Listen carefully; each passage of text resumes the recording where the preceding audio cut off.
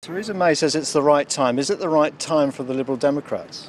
Well, we've been calling for an early general election since Theresa May became Prime Minister without there being an election last summer. So it's an opportunity for the country, more importantly, to say this is the direction they want the country to go in, not the direction, the extreme direction that Theresa May is taking us in. The Prime Minister obviously thinks this is a good time for the Tory party. Is it likely to be a good time for you, perhaps with Remainers being unhappy out there? Well, I think across the country, people will want to express their view that Britain, whether we are in or out of the European Union, we want to remain in the single market. Theresa May has no mandate to take us out of the single market and for a hard Brexit. It is also the opportunity for the British people to have a decent, strong opposition, something with Labour they now currently do not have. Are you organised? Are you ready for this fight?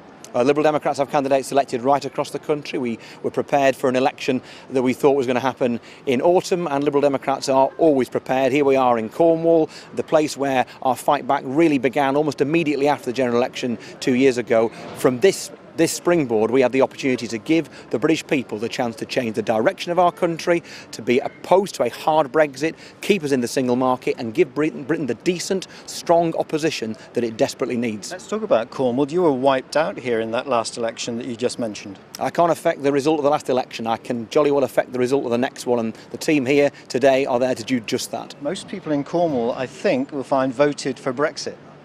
And across the country, most people, in fact all people, will not ask their opinion on whether we remain in the single market. As the evidence now becomes clear, this is an opportunity for the British people to say whether you're in or out of the European Union, we desperately need to be in the single market. We're the only party giving the British people that opportunity. Were you surprised by Theresa May's announcement? Did you have any inkling?